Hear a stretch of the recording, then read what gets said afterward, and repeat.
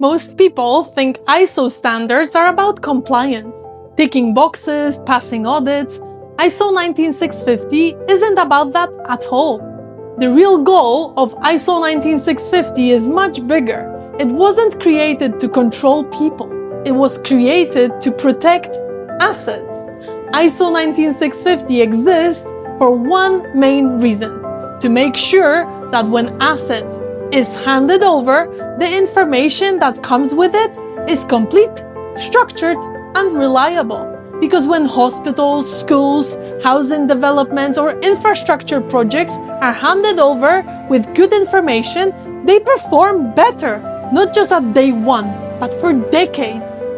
Good information at handover means lower maintenance, safer operations, better lifecycle planning, fewer assumptions after the project team has gone, and poor information doesn't just cause inconvenience. It creates long-term risk for the people who operate and depend on those assets. That's why ISO 19650 isn't really about projects. Projects end, assets don't.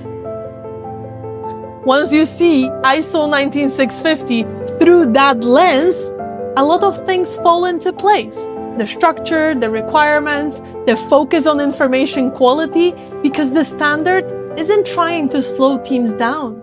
It's trying to make sure what's delivered today still works tomorrow.